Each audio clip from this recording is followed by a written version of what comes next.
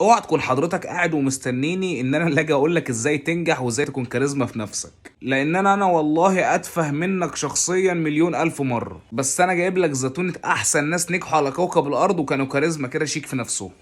اوعى تكون الشخصيه الزنانه اللي عماله تسال عمال على بطال، لان ده بيولد عند الفرد الاخر حاجه كده من الاريحيه، شيء من السلطه. هو كده كده هيسال، انا اتعب نفسي اللي هو اكلمه. بص يا سيدي الفاضل، الانسان البشري بيتمتع بالقدره على طلب الحاجه من الفرد الاخر، وده معناه ان انا لو احتاجتك هقولك. بلاش انت تحشر نفسك في الحاجه اللي مالكش فيها، صدقني انا لو محتاجك هقولك. اوعى تكون تقيل على حد خالص وما تسألش كتير واقعد مع نفسك. مهم جدا المظهر العام وطريقة لبسك الشيك واسلوبك اللطيف قوي مع الناس، لان خليني اقولك ان لبسك الشيك ومظهرك اللطيف ده بيحدد 90% من اريحية الناس ليك ومحبتهم، وممكن كمان يتسبب في تدرجك الوظيفي وزيادة المرتبات. والله اوعى تتكلم غير في الهلس. انا مستعد اديك 24 ساعة من يومي لو انا هتكلم معاك، اضحك، نكت، اغني، المهم اروح البيت دي مظبوطة تمام التمام. انما انا مش مستعد اقعد معاك 24 ساعة تقعد تحكي لي عن خريطتك للمستقبل والكلام ده. الانسان الناجح ما بيتكلمش كتير ويرغي وبينفذ على ارض الواقع. طبعا لو جيت لحته النجاح فاهم حاجه طبعا وكلنا عارفينها هي علاقتك بربنا، وان انت تستعين بيه. اولا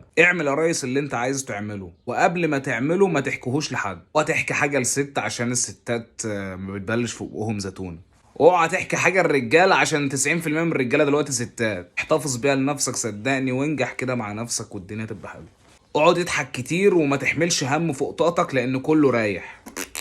فس دماغك. صدقني يا ابني انت لو عملت كل اللي انا بقولك عليه ده انت هتعيش في اريحيه مدى الحياه. اوعى تفكر بقى ان انا ماشي والله على الكلام اللي انا بقوله ده، انا بحاول، انا حاطط فلتر اصلا وطلع لي هالات صوره تحت عيني من كتر التفكير وحاجه زفت الزفت. بس نامل ان احنا نامل. بس اهم حاجه ان يكون عندك امل وسايبها على الله، واعمل بس زي ما بقولك كده.